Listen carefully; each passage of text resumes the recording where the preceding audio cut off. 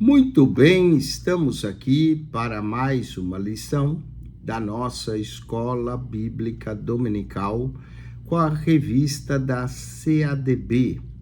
Nesse trimestre, nós estivemos estudando a carta de Paulo aos Gálatas e a carta aos Efésios. Não é? Então, hoje nós vamos concluir essa carta maravilhosa de Paulo, considerada também como uma das coroas das epístolas de Paulo à igreja, a epístola aos Efésios. Efésios termina falando de vencendo a guerra espiritual. Nós estamos numa batalha, não estamos num campo de diversão. Nós somos chamados para sermos soldados de Cristo. E para vencer a guerra espiritual contra as potestades, devemos nos revestir de toda a armadura de Deus. Efésios capítulo 6, do verso 10 ao 24, é a conclusão da carta. E vamos ler. No demais, irmãos meus, fortalecei-vos no Senhor e na força do seu poder. Revesti-vos de toda a armadura de Deus, para que possais estar firmes contra as astutas ciladas do diabo. Porque não temos que lutar contra carne e sangue, mas sim contra os principados, contra as potestades, contra os príncipes das trevas desse século, contra as hostes espirituais da maldade nos lugares celestiais.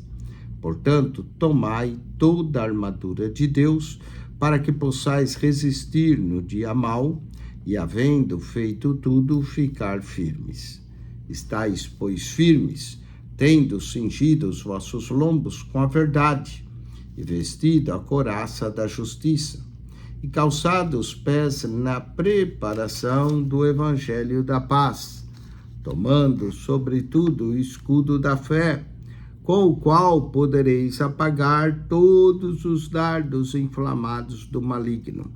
Tomai também o capacete da salvação e a espada do Espírito, que é a palavra de Deus, orando em todo o tempo, com toda oração e súplica no Espírito, e vigiando nisso com toda perseverança e súplica por todos os santos, e por mim, para que me seja dado no abrir da minha boca a palavra com confiança para fazer notório o mistério do Evangelho, pelo qual sou embaixador em cadeias, para que possa falar dele livremente como me convém falar. Ora, para que vos também possais saber dos seus negócios, o que eu faço, Tíquico, irmão amado e fiel ministro Senhor, vos informará de tudo, o qual vos enviei para o mesmo fim, para que saibais do nosso estado e ele console os vossos corações. Paz seja com os irmãos e amor com fé da parte de Deus Pai e do Senhor Jesus Cristo. A graça seja com todos os que amam ao Senhor Jesus Cristo, com sinceridade. Amém. Oh, glória a Deus! Que linda passagem que nós vemos aqui. O que nós vamos entender nessa lição? Que devemos compreender a realidade da batalha espiritual. Segundo, devemos reconhecer que o campo da batalha e as forças que atuam sobre ele. E terceiro, conhecer as armas espirituais dadas por Deus. Vamos então ao vencendo a guerra espiritual. O texto áureo, Efésios capítulo 6, verso 10. Quanto mais sede fortalecidos no Senhor e na força do seu poder. Efésios 6, 10. Verdade prática. Numa guerra espiritual, só vence quem está revestido da palavra de Deus e do Espírito Santo. Nessa lição, nós vamos falar do preparo para a batalha, o poder para vencer a guerra. Segundo ponto, não devemos subestimar o inimigo. Terceiro, não superestimar o inimigo, não é? E o campo de batalha. Entendamos as ciladas do diabo, a carne e o sangue, aos principados e potestades, e falaremos, por último, das armas espirituais que precisamos, ou seja, de toda a armadura de Deus. Nessa armadura, armas de defesa e também há uma única arma de ataque e defesa, que é a espada do Espírito, que é a palavra de Deus. Vamos à introdução da nossa lição. A caminhada terrena da igreja certamente comporta muitas bênçãos, mas cada cristão deve estar consciente de que também vive em um campo de batalhas espirituais. Essa luta é contínua e nela não existe acordo de paz, pois sempre será travada entre os que estão debaixo do princípio da autoridade de Deus e os que estão sobre o princípio da rebelião de Satanás. Vamos o preparo para a batalha. Para ser um vencedor nessa guerra espiritual, o cristão precisa assumir 3 importantes posturas. Primeiro, poder para vencer a guerra. Segundo, não subestimar o inimigo e não superestimar o inimigo. Vejamos isso. Efésios, capítulo 6, verso 10. Quanto ao mais, sede fortalecidos no Senhor e na força do seu poder. Note que a força do poder é de Cristo. Se a guerra é de caráter espiritual, não poderemos entrar em combate usando armas materiais. A expressão sede fortalecido significa tornar-se forte e é uma convocação dos crentes a buscarem o revestimento do poder espiritual. Paulo quer dizer que nos revestiremos desse poder, nos tornaremos poderosos diante do inimigo. Em 2 Coríntios 10, verso 4, Paulo afirma que as armas da nossa milícia não são carnais, mas sim poderosas em Deus para a destruição das fortalezas. Não estamos enfrentando um inimigo convencional. Enfrentamos o mesmo adversário que se levantou contra a autoridade de Deus nos céus e que atuou contra Cristo desde sua encarnação até a sua crucificação. Seus métodos são os mesmos usados contra Jesus durante a tentação no deserto. Por essa razão, apenas revestidos do poder de Deus, podemos fazer frente a esse adversário. A Bíblia nos adverte a vigiar, pois o diabo anda ao redor como um leão, buscando a quem possa devorar. No entanto, podemos confiar que Deus não permitirá que sejamos tentados além das nossas forças, mas sempre proverá o livramento necessário. 1 Pedro 5, 8 e 9, 1 Coríntios 10, 13. Não subestimar o inimigo. 2 Coríntios 2, 11. Para que Satanás não alcance vantagem sobre nós, pois não lhes ignoramos os seus ardis ou seus desígnios, é um grande erro negar a existência de um inimigo que peleja contra nós no mundo espiritual. Muitos acusam a igreja de ter criado a figura do diabo e do inferno, enquanto outros acreditam que o diabo não passa de uma lenda ou um conto. No entanto, essa negação não altera a realidade da batalha espiritual. Satanás não faz nenhuma questão de que o homem creia na sua existência, pois assim ele poderá fazer o seu trabalho sem ser percebido. Satanás está solto nesse mundo e ativo, em meio à humanidade, mas a cegueira espiritual não permite que muitos percebam o quanto ele destrói a alma, a fé e a família. Em 2 Coríntios 11, verso 14, Paulo diz: e não é de admirar, porque o próprio Satanás se transforma em anjo de luz. não superestimar o inimigo. Tiago 4,7 diz: sujeitai-vos, portanto, a Deus, mas resisti ao diabo, e ele fugirá de vós. Um cristão esclarecido sabe que Satanás está em plena atividade nesse mundo, mas também sabe que esse maligno é limitado. Há pessoas que tratam o diabo como um ser onipotente, onipresente. Acham que ele pode fazer tudo o que quer e enxerga tudo em todo lugar. Satanás é sim o agente do mal e da tentação no mundo, mas há cristãos que exageram na dose ao colocar Satanás como responsável de tudo de ruim que acontece no mundo. Assim, terminam transferindo ao inimigo suas responsabilidades pessoais e acabam se vendo como vítimas. Ninguém é possuído por um espírito de adultério, porque adultério não é um espírito maligno, mas sim uma obra da carne, que requer arrependimento. Quem está traindo sobre o que está fazendo é responsável pelo seu ato e não apenas uma vítima do inimigo. Vamos ao campo de batalha. Efésios 6, verso 11 a 12. Quem quer vencer uma guerra deve conhecer o campo de batalha. Se um exército consegue descobrir os planos e estratégias do adversário, já deu um bom passo para a vitória. Vamos às ciladas do diabo. Revesti-vos de toda a armadura de Deus, para poderes ficar firmes contra as ciladas do diabo.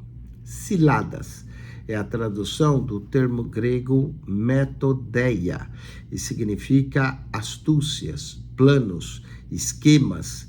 Os militares chamam isso de estratégias de combate.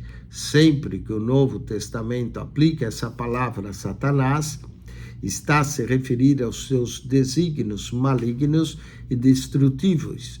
Ele usa ciladas, armadilhas de todo tipo de malícia a fim de alcançar os seus maléficos objetivos. O diabo é um ser real e comanda todas as forças do mal, mas geralmente não se apresenta como realmente é. Ele é o rei do disfarce e da camuflagem. Satanás não gosta nem um pouco do retrato que lhe é dado pela cultura popular, como aquele personagem com chifres, rabo de dragão e um tridente nas mãos. Ele prefere que as pessoas sequer acreditem na sua existência, age de forma sorrateira e prefere o anonimato, a carne e o sangue. Efésios 6, 12. Porque a nossa luta não é contra o sangue e a carne, e sim contra os principados e potestades, contra os dominadores desse mundo tenebroso, contra as forças espirituais do mal nas regiões celestes. O apóstolo Paulo quer dar a entender aqui simplesmente que a natureza humana está em contraste com os seres espirituais, que não possuem matéria. Ele quer dizer que esse combate se dá entre humanos e sobre-humanos, onde carne e sangue aqui simboliza a fragilidade humana diante do poder de fogo dos seres espirituais da maldade. Os humanos, no caso aqui os crentes, só podem vencer essa guerra se estiverem revestidos do poder que está acima de todos os poderes no universo, o poder de Deus. Falemos dos principados e potestades. Efésios 6, verso 12.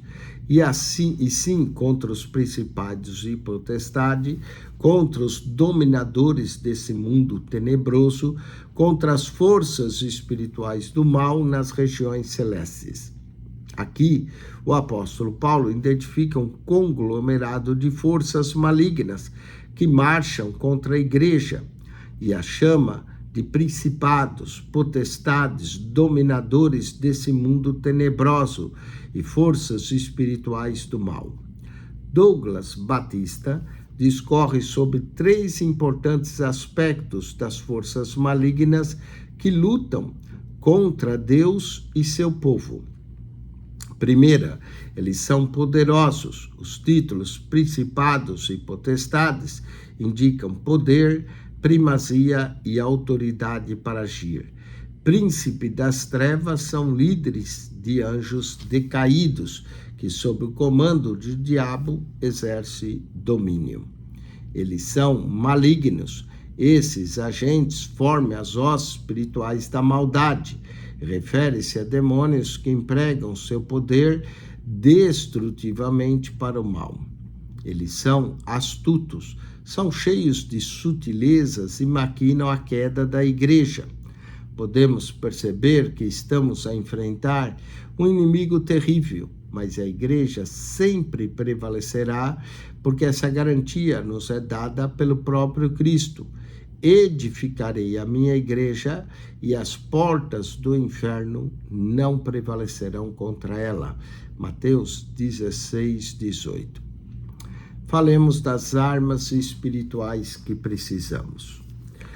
Toda a armadura de Deus.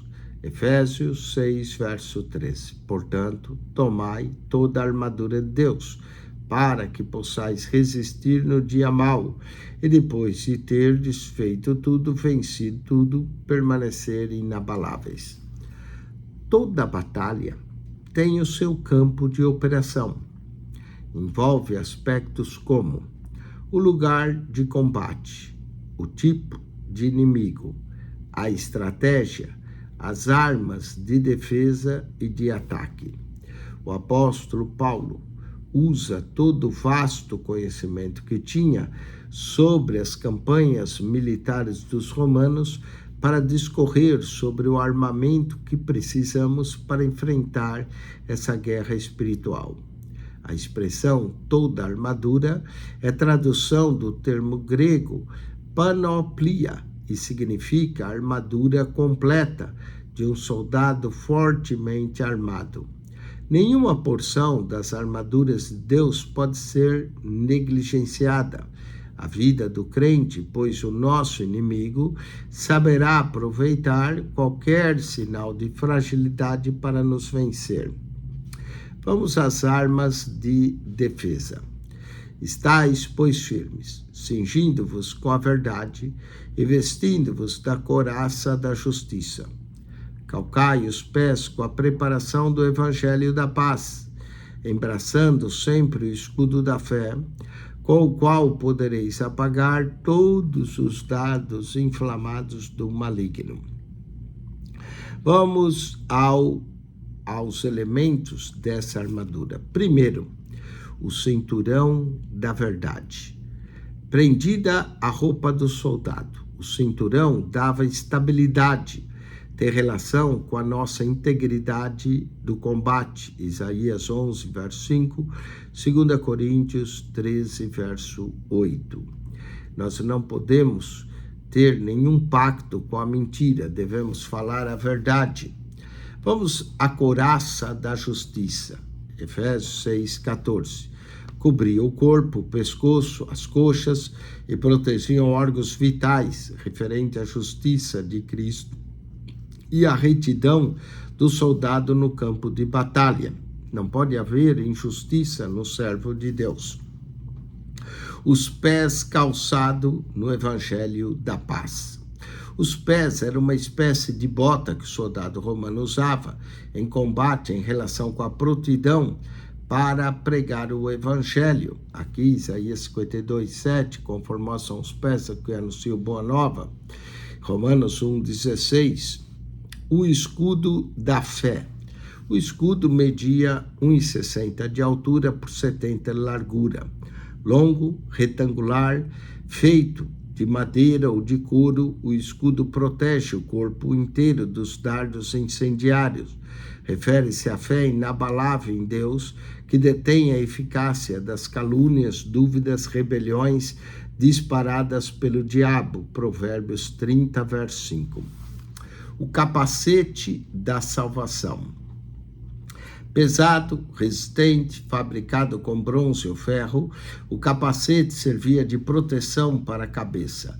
Refere-se-nos à proteção da nossa mente. Romanos 12, 1 e 2, o crente deve ter uma mente renovada. E a única arma aqui que aparece de ataque e defesa é a espada do Espírito. Tomai o capacete de salvação, a espada do Espírito, que é a palavra de Deus. E aí, como é que nós vencemos? Com toda oração e súplica, orando todo tempo, vigiando no Espírito, com toda perseverança, súplica por todos os santos. A espada, ela é do Espírito. O Espírito Santo que inspirou a palavra é o mesmo que usará através de nós na batalha espiritual. Somente pelo poder do Espírito Santo é que a palavra de Deus pode nos oferecer qualquer utilidade. Não adianta colocar a Bíblia aberta no Salmo 91, atrás do carro, se essa palavra não estiver em plena ação em nosso íntimo. A espada do Espírito é a única arma disponível tanto para a defesa quanto para o ataque. O termo grego para ela é machaira, espada curta. Isso significa que o combate é pessoal, ele é diário, corpo a corpo. A espada do Espírito é a palavra de Deus, inspirada e penetrante. 2 Timóteo 3,16, Hebreus 4,12. Ela deve ser usada tanto para resistir às ciladas do diabo, quanto para derrubar as fortalezas de Satanás. Mateus 10, 19, 20, 2 Coríntios 10, 4. Lembremos que essa foi a arma preferida de Jesus em todos os embates com Satanás, deixando-nos o exemplo. Ele venceu Satanás proferindo a palavra. Está escrito, está escrito, está escrito. Imagine essa arma associada à oração. A Bíblia e a oração são invencíveis. Devemos permanecer, portanto, com toda oração e súplica, orando em todo o tempo no Espírito e, para isso, vigiando com toda perseverança e súplica por todos os santos. Vamos à aplicação pessoal. O cristão precisa estar revestido de todas as armas espirituais em Deus para estar firme na batalha contra o mal. Vamos aos exercícios. Qual é a única maneira de fazer frente a Satanás no campo de batalha espiritual? A única maneira é nos revestirmos de toda a armadura de Deus, não apenas de parte, mas toda a armadura. Segundo Paulo, contra quem é a nossa luta? Segundo Paulo, a nossa luta não é contra carne e sangue, mas contra os principados e potestades. Terceira, dentre as armas mencionadas por Paulo, qual é a única que é tanto de ataque como de defesa? A espada do Espírito, a espada do Espírito. Com isso, nós terminamos. Queremos lembrar os irmãos que a próximo trimestre iremos estudar um livro do Antigo Testamento, Lamentações de Jeremias. Lamentações de Jeremias, não perca o próximo trimestre. Deus abençoe a todos os nossos irmãos em Cristo Jesus e acione o nosso canal no YouTube, PR Eugênio Piacentini, o canal da Bíblia. PR Eugênio Piacentini, o canal da Bíblia, subscreva.